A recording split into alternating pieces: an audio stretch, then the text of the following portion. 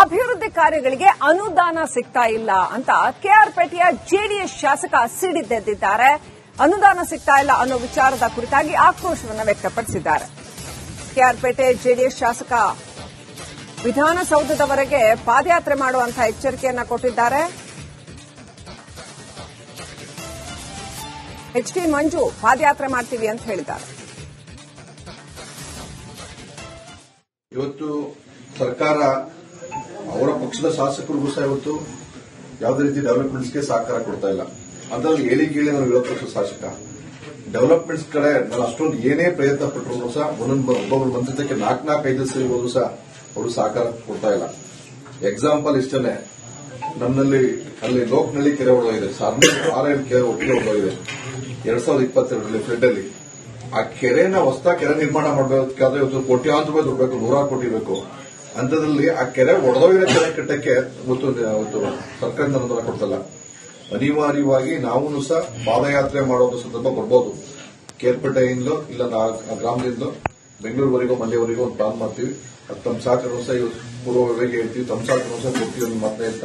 ಇವತ್ತು ಸರ್ಕಾರ ಅವರ ಪಕ್ಷದ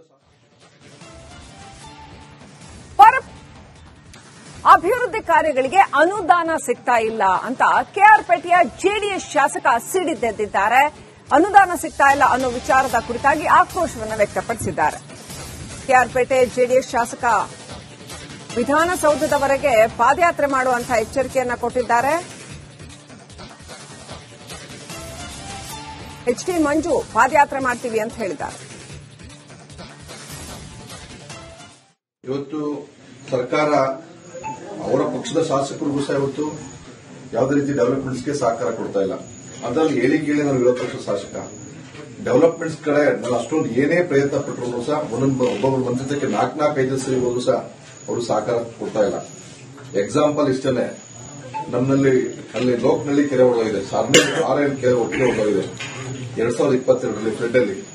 ಆ ಕೆರೆನ ಹೊಸ ಕೆರೆ ನಿರ್ಮಾಣ ಮಾಡಬೇಕಾದ್ರೆ ಇವತ್ತು ಕೋಟ್ಯಾಂತರ ರೂಪಾಯಿ ದುಡ್ಡು ಬೇಕು, 100 ಕೋಟಿ ಬೇಕು.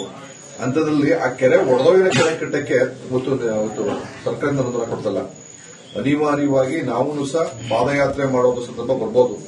ಕೇರ್ಪೇಟೆಯಿಂದಲೋ ಇಲ್ಲ ಗ್ರಾಮದಿಂದಲೋ ಬೆಂಗಳೂರುವರೆಗೂ ಮಂಡ್ಯವರೆಗೂ ಒಂದು ಪ್ಲಾನ್ ಮಾಡ್ತೀವಿ. ಅದು ತಮ್ಮ ಸಹಕಾರ ಸಹ ಇವತ್ತು ಪೂರ್ವವಾಗಿ ಹೇಳ್ತೀವಿ, ತಮ್ಮ ಸಹಕಾರ ಸಹ ಕೊಡ್ತೀವಿ ಅಂತ ಮಾತೇ ಅಂತ. ಇವತ್ತು ಸರ್ಕಾರ ಅವರ ಪಕ್ಷದ ಅಭಿವೃದ್ಧಿ ಕಾರ್ಯಗಳಿಗೆ ಅನುದಾನ ಸಿಗ್ತಾ ಇಲ್ಲ ಅಂತ ಕೆಆರ್ಪೇಟೆಯ ಜೆಡಿಎಸ್ ಶಾಸಕ ಸಿಡಿದೆದ್ದಿದ್ದಾರೆ. ಅನುದಾನ ಸಿಗ್ತಾ ಇಲ್ಲ ಅನ್ನೋ ವಿಚಾರದ ಕುರಿತಾಗಿ ಆಕ್ರೋಶವನ್ನು ವ್ಯಕ್ತಪಡಿಸಿದ್ದಾರೆ.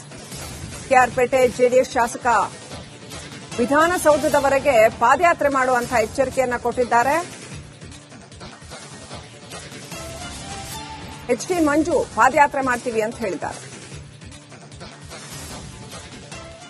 ಇವತ್ತು ಸರ್ಕಾರ ಅವರ ಪಕ್ಷದ ಶಾಸಕರಿಗೂ ಸಹ ಇವತ್ತು ಯಾವುದೇ ರೀತಿ ಡೆವಲಪ್ಮೆಂಟ್ಸ್ಗೆ ಸಹಕಾರ ಕೊಡ್ತಾ ಇಲ್ಲ.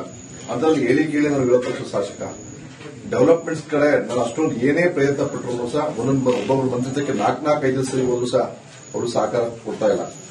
ಎಕ್ಸಾಂಪಲ್ ಇಷ್ಟನೇ, ನಮ್ಮಲ್ಲಿ ಅಲ್ಲಿ ಲೋಕನಹಳ್ಳಿ ಕೆರೆ ಹೊಡೆದಿದೆ, 6 ಕೆರೆ ಒಟ್ಟಿಗೆ ಹೊಡೆದಿದೆ 2022ರಲ್ಲಿ ಫ್ಲಡ್ ಅಲ್ಲಿ. ಆ ಕೆರೆನ ಹೊಸ ಕೆರೆ ನಿರ್ಮಾಣ ಮಾಡಬೇಕಾದ್ರೆ ಇವತ್ತು ಕೋಟ್ಯಾಂತರ ರೂಪಾಯಿ ದುಡ್ಡು ಬೇಕು, 100 ಕೋಟಿ ಬೇಕು. ಅಂತದ್ರಲ್ಲಿ ಆ ಕೆರೆ ಒಡೆದೋಗಿರೋ ಕೆರೆ ಕಟ್ಟಕ್ಕೆ ಇವತ್ತು ಸರ್ಕಾರದಿಂದ ಅನುದಾನ ಕೊಡ್ತಲ್ಲ. ಅನಿವಾರ್ಯವಾಗಿ ನಾವು ಸಹ ಪಾದಯಾತ್ರೆ ಮಾಡೋದು ಸಂದರ್ಭ ಬರ್ಬೋದು. ಕೇರ್ಪೇಟೆಯಿಂದಲೋ ಇಲ್ಲ ಗ್ರಾಮದಿಂದಲೋ ಬೆಂಗಳೂರುವರೆಗೂ ಮಂಡ್ಯವರೆಗೂ ಒಂದು ಪ್ಲಾನ್ ಮಾಡ್ತೀವಿ. ಅದು ತಮ್ಮ ಸಹಕಾರ ಸಹ ಇವತ್ತು ಪೂರ್ವವಾಗಿ ಹೇಳ್ತೀವಿ, ತಮ್ಮ ಸಹಕಾರ ಸಹ ಕೊಡ್ತೀವಿ ಅಂತ ಮಾತೇ ಅಂತ. ಇವತ್ತು ಸರ್ಕಾರ ಅವರ ಪಕ್ಷದ ಅಭಿವೃದ್ಧಿ ಕಾರ್ಯಗಳಿಗೆ ಅನುದಾನ ಸಿಗ್ತಾ ಇಲ್ಲ ಅಂತ ಕೆಆರ್ಪೇಟೆಯ ಜೆಡಿಎಸ್ ಶಾಸಕ ಸಿಡಿದೆದ್ದಿದ್ದಾರೆ. ಅನುದಾನ ಸಿಗ್ತಾ ಇಲ್ಲ ಅನ್ನೋ ವಿಚಾರದ ಕುರಿತಾಗಿ ಆಕ್ರೋಶವನ್ನು ವ್ಯಕ್ತಪಡಿಸಿದ್ದಾರೆ.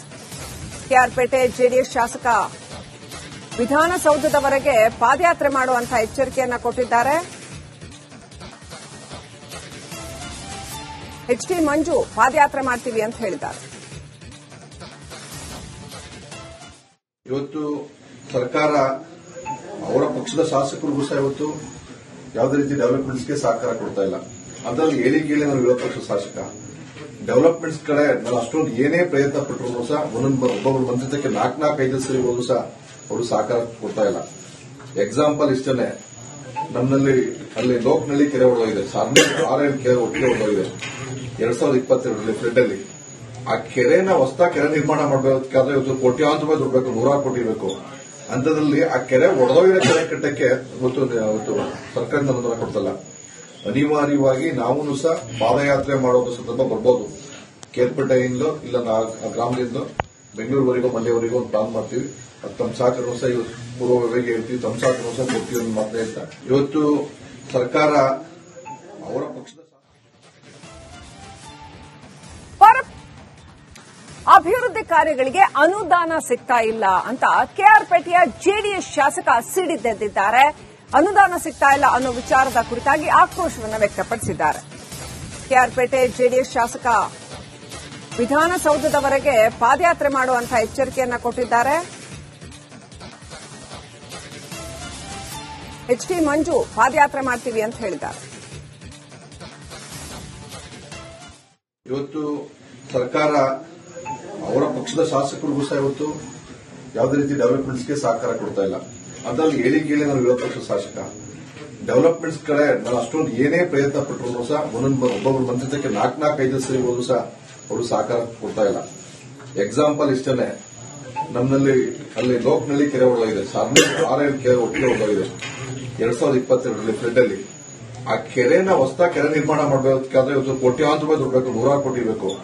ಅಂತದ್ರಲ್ಲಿ ಆ ಕೆರೆ ಒಡೆದೋಗಿರೋ ಕೆರೆ ಕಟ್ಟಕ್ಕೆ ಇವತ್ತು ಸರ್ಕಾರದಿಂದ ಅನುದಾನ ಕೊಡ್ತಲ್ಲ.